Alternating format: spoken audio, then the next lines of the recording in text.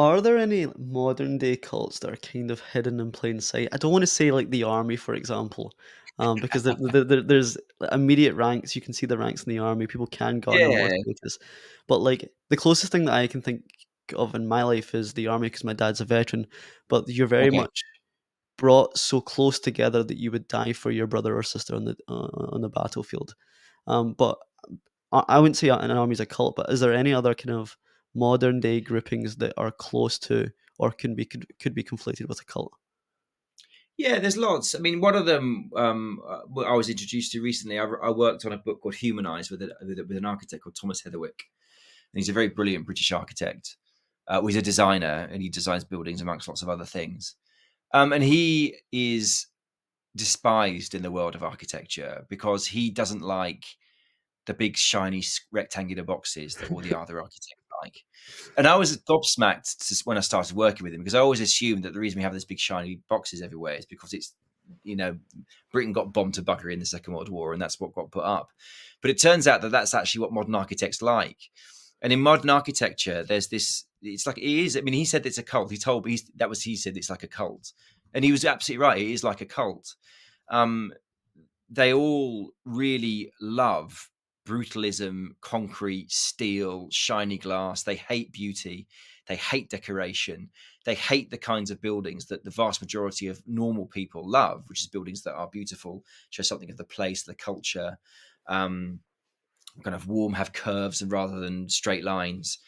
And there was an extraordinary study that was done by a British psychologist where he looked at he wanted to know because one of the things that shows it's a cult is that it's not as though when a young architect is educated and goes to the architecture process of becoming an architect that they all end up these individual visionaries with these different ideas about what's great and what isn't, and like saying music, for example, or literature where there tends to be lots of different ideas about what's great.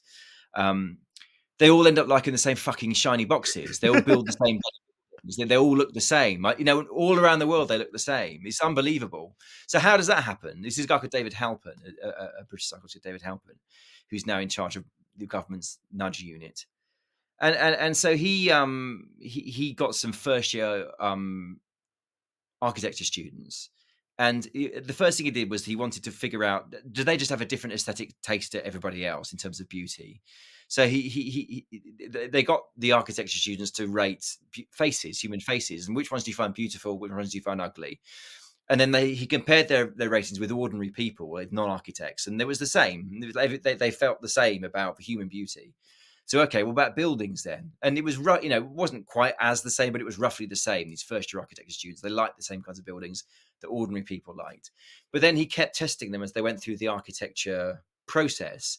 And every year in architecture school, they became more and more divergent away from what everybody else liked. And they became more and more loyal to this um, modern architecture aesthetic of big, boring concrete and glass and steel, shiny boxes, and that's what they all liked, and that's cult thinking, because they're literally the only people in the world that like these fucking buildings, but they all like them, and that's why cities around the world all end up looking the same, because they're all in the same cult, and you really got a sense of the cult when the book was published, because we wrote about this in the book. And you know, Thomas is disliked because he doesn't build these. He builds buildings with curves, you know, curvy. Like, you know, he said he once, when he was a young architect, put a tiny curve above a window, and an architect went, "God, you're brave." And he was like, "Brave? There's a curve. What are you talking about?" But that's the world he was going into. And he got, when that book was published, he got savaged. I mean, the architecture critics of the Guardian, I think, wrote 3 pieces about him, all separate. One of them, you know, absolutely savaging him. One of them said, all he's doing in this book is saying we want interesting buildings. Our buildings are boring. Give us interesting buildings. And they actually said he was dangerous. The book was, he said, my worry is this book's going to be successful because this is a dangerous book. So that's the cult. Like, you know, I mean, poor Thomas, he was absolutely savaged for writing that book, for writing a book that had the very modest goal of wanting to make buildings less boring. So I think architecture is a cult that's hiding in plain sight. Nobody wants the shit they build. We want streets, we want beauty, we want culture.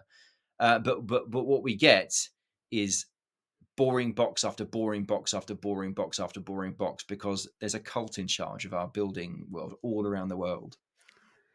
Oh my god, I did not expect that as an answer to that question. Oh my god, that Yeah. is super fascinating, and I guess these cults exist in every other domain, but in this instance, architects are the sole people that are responsible for buildings. Whereas, for example, if you tried to create a cult around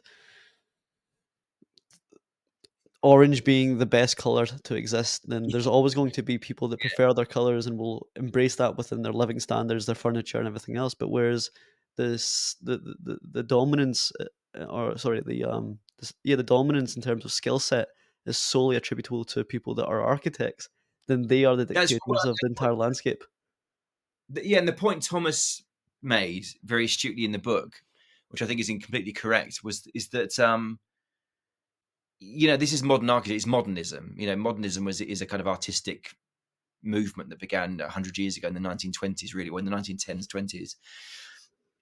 And modernism is all about, we don't care about emotions, we don't care about beauty, we care about ideas, and it's all about the intellectual idea. And he said that's fine if you're writing a book like Ulysses, or doing some conceptual art, with like a big urinal and putting it on the wall and saying that's art. That's fine because people can choose whether or not to buy that book or go and see that art. But you can't choose how our cities look. You can't choose how our towns look. They inflict that shit on everybody, and that's why it's such a crime. It's like because it's fine to have this kind of weird esoteric tastes in buildings that 80% of people don't share, 25% of people don't share, but you inflict it on everybody else. And other people have to walk past these buildings every day. They have to live in these buildings and work in these buildings. And that's why it's so catastrophic.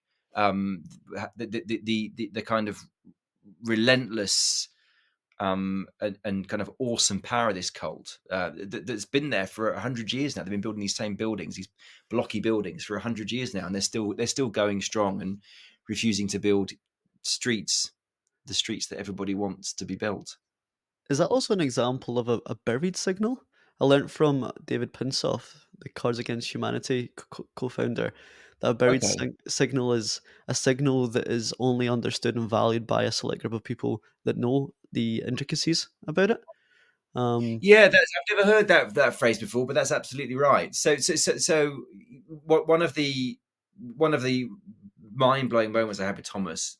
So Thomas designed a really amazing space in London called Coal Drops Yard. He converted two old Victorian coal sheds into this beautiful space that's sort of full of shops and businesses now. And we were walking to Coal Drops Yard, and he sort of pointed to this building, and he said, "That's won awards, that building." And I was like, "You're fucking joking!" And he was like, "No, people love that. People love that building." And it was just a fucking glass box. That was it. Glass walls and a glass door. It's like, how can that possibly have won awards? And he said, because you see the glass there. I said, yes, is it slightly white? I was like, you are joking. He's like, I'm not joking. And he was surprised that I was surprised. They love that. I guess that would be a sign of a buried signal. Like honestly, I swear to you, 99.9% of people walking past that building wouldn't even look twice at it. It's another glass box in downtown London. But for the architects, it's this buried signal. Oh, look at the glass. Look at that sheen on the glass. It's beautiful.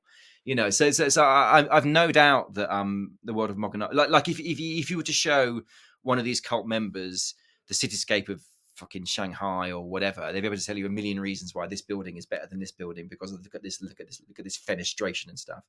But for most of us, we just can't see it because it's just another glass box, another concrete box, another steel box.